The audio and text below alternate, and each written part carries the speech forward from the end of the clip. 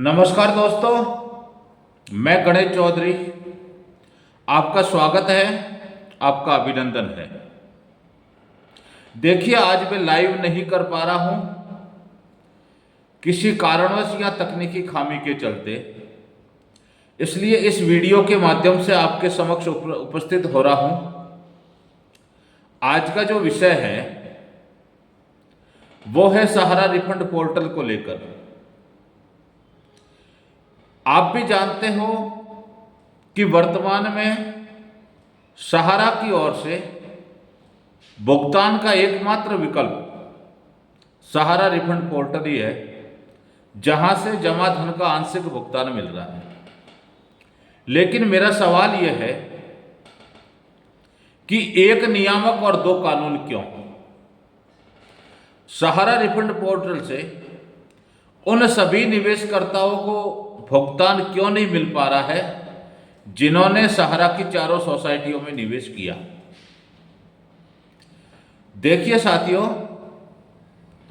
सहारा refund portal पर मौजूदा समय में 5 लाख से कम जिन निवेशकर्ताओं ने निवेश किया है, उन्हीं निवेशकर्ताओं को रिसबमिशन की अनुमति दी गई है, या फिर ये माना जाए कि कहीं ना कहीं उन्हीं जमाकर्ताओं का आवेदन प्रोसेस हो रहा है।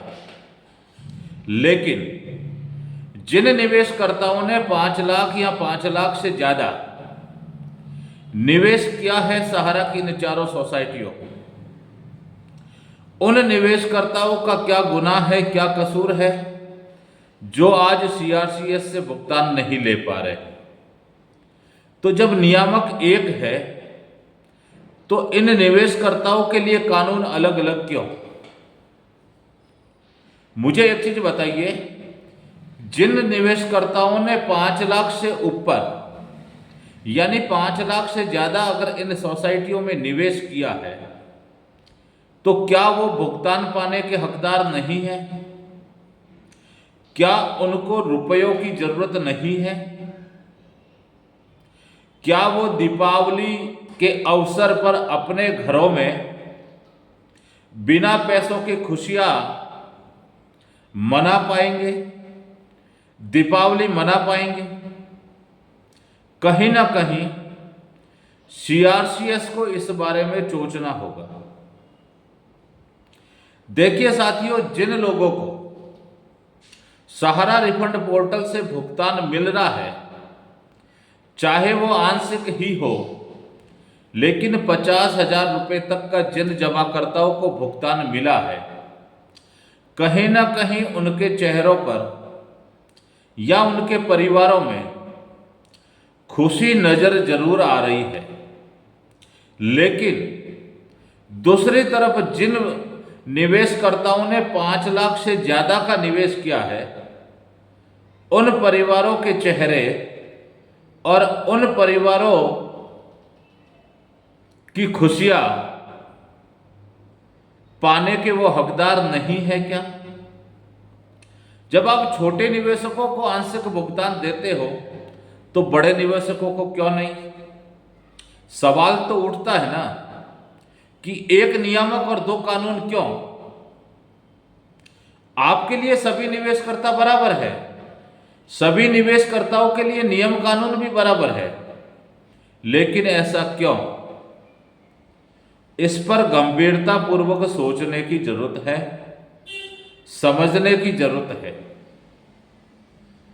जिन निवेशकर्ताओं को 5 लाख से कम, उन निवेशकर्ताओं को कहीं ना कहीं आंशिक भुगतान मिल रहा है,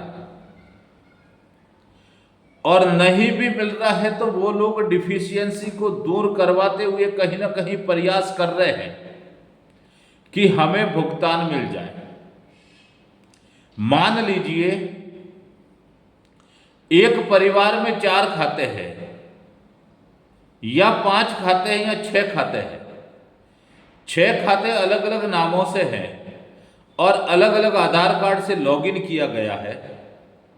अगर उन 6 खातों में 50-50 हजार रुपये प्रोसेस होता है, चाहे वो 6 लाख के हो क्योंकि अगर 1-1 लाख के बॉन्ड है तो 6 लाख हुआ, और उनमें से 50-50 हजार रुपये प्रोसेस हो रहा है, तो 3 लाख तक की राशि उस परिवार को कहीं ना कहीं खुशियों के रूप में मिलेगी।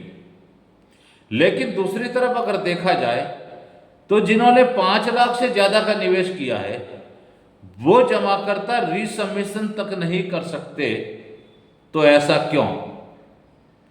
सवाल उठना और सवाल करना बनता है साथियों, क्योंकि कहीं ना कहीं बड़े निवेशकर्ताओं के हाथ इंतजार और मायूसी के सिवा फिलहाल कुछ नहीं लग रहा है। इस बारे में सोचना होगा सीआरसीएस के उच्च अधिकारियों को अपनी कार्यप्रणाली को सुधारते हुए। मेरे सुझाव से आप सभी निवेशकर्ताओं को एक समान अनुपात में भुगतान करना होगा।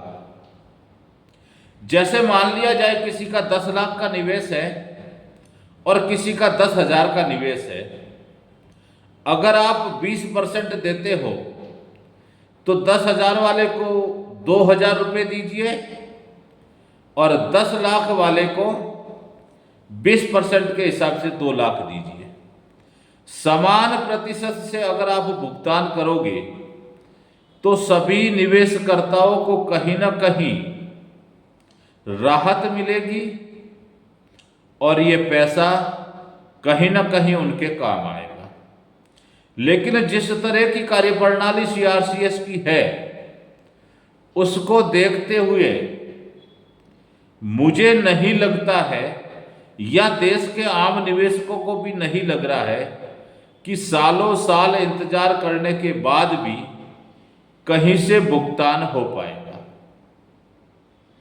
देखिए साथियों, एक तरफ निवेशकर्ताओं को सीआरसीएस द्वारा तरह तरह की डिफिशियंसी दी जा रही है, तो वहीं दूसरी तरफ 5 लाख से ज्यादा जिन निवेशकर्ताओं ने निवेश कर रखा है, डिफिशियंसी उनको भी दी गई है, लेकिन वो अपना रीसबमिशन नहीं कर पा रहे।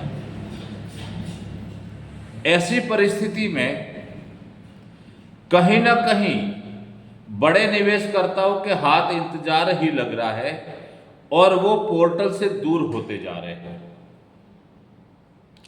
उन्होंने ये मन बना दिया है कि पोर्टल पर जाने से फिलहाल भुगतान नहीं मिलेगा, जब तक कहीं ना कहीं ये भी सच्चाई है कि जब तक पोर्टल पर आवेदन नहीं करेंगे तब तक दूसरा कोई विकल्प नहीं है भुगतान पाने का।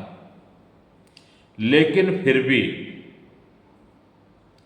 उन निवेशकर्ताओं को पोर्टल की ओर आकर्षित करने के लिए आपको 5 लाख से ऊपर के निवेशकर्ताओं का रीसबमिशन शुरू करना होगा और कहीं ना कहीं उनको भी भुगतान करना होगा। इसी के साथ मैं हालांकि वीडियो को ज़्यादा लंबा नहीं करना चाहता हूं। सीआरसीएस के उच्च अधिकारियों को सोचना चाहिए डेथ मैच्योरिटी के बारे में। जो लोग आज इस दुनिया में नहीं हैं, कम से कम उनके उत्तराधिकारियों को उनकी जमा रकम दे देनी चाहिए, क्योंकि उन जमाकर्ताओं को जिन्होंने ये दुनिया छोड़ दी है, उनको डेथ होने के बाद ब्याज भी मिलना बंद हो चुका है। तो इसलिए मैं सीआरसीएस के उच्च अधिकारियों से और सहारा के मैनेजमेंट से आपकी आवाज़ बनकर और अपने वीडियो के माध्यम से ये जरूर कहना चाहूँगा कि जिन लोगों की डेथ मैच्योरिटियाँ है, कम से कम उनका भुगतान प्राथमिकता के आधार पर कर दिया जाना चाहिए। साथ ही उन एमआईएस के निवेशकर्ताओं को जिन्होंने कहीं ना कहीं अपनी आजीविका चलाने के लिए या फिर अगर मान लिया जाए अपना खर्चा चलाने के लिए एमआईएस के रूप में इन सोसाइटियों में निवेश किया था, उन लोगों को एमआईएस देने का विकल्प भी आपको ढूंढना चाहिए। साथ ही जो लोग मेडिकल पर निर्भर है, जिनका इलाज चल रहा है, उन लोगों को भी चिन्हित करके प्राथमिकता के आधार पर उनका भुगतान भी करना चाहिए। कहीं ना कहीं आपके शरीर में भी दिल धड़कता होगा, और अगर दिल धड़कता है तो नाम मात्र की मानवता भी अगर आप में बची है, तो आप इस तीनों कामों को प्राथमिकता देकर विकल्प ढूंढते हुए इनका भुगतान करने की जल्द से जल्द शुरुआत करोगे। दोस्तों, आप सभी को और आपके पूरे परिवार को मैं धनतेरस की और दीपावली की शुभकामनाएं प्रेषित करता हूं, बधाइयां देता हूं। और जो लोग सहारा से जुड़े हुए हैं, कहीं ना कहीं उनको यह आशा थी कि इस दीपावली पर टोकन मनी के रूप में कुछ मिलेगा, लेकिन आज दिन तक उनको कहीं ना कहीं निराशा हाथ लगी है। अभी तक जहां तक जानकारी मिली है, उनको किसी प्रकार की कोई टोकन मनी जारी नहीं किया गया है। दूसरी एक बात है कि सोशल मीडिया के जरिए रियल एस्टेट और हाउसिंग के भुगतान को लेकर सेबी के कुछ पत्र वायरल हो रहे हैं, जिसमें सेबी द्वारा यह बताया जा रहा है कि रियल एस्टेट और हाउसिंग का भुगतान नहीं करेंगे। तो दोस्तों, सेबी ने बहुत पहले प्रिंट मीडिया के जरिए अपना बयान सार्वजनिक करके ये कह दिया था कि ये अंतिम विज्ञापन है, और इस विज्ञापन के बाद अगर कोई निवेशकर्ता रियल एस्टेट और हाउसिंग के भुगतान की मांग करता है तो उसको एक्सेप्ट नहीं किया जाएगा। तो उन्होंने ये बयान बहुत पहले जारी कर दिया था, जिस पर वो आज भी कायम है। इसलिए गुमराह मत होइए, धैर्य रखिए। एकमात्र विकल्प अगर पोर्टल है तो धीरे धीरे ही सही कुछ न कुछ पोर्टल से मिल ही रहा है। दूसरी एक बात, कल मैंने लाइव में चर्चा भी की थी और आज भी आपके समक्ष साझा करना चाहता हूं, डिफिशियंसी को लेकर कि देखिए तरह तरह की डिफिशियंसी पोर्टल द्वारा दी जा रही है। अगर आपके नाम में भिन्नता है, अगर आपकी डेट ऑफ बर्थ में भिन्नता है, या इसके साथ में और कोई डिफिशियंसी जो सहारा के कार्यालय से जुड़ी हुई ना हो, उस डिफिशियंसी को आप ई मित्र के जरिए या फिर जन आधार सेंटर के जरिए या अपने स्वयं के द्वारा भी दूर कर सकते हैं।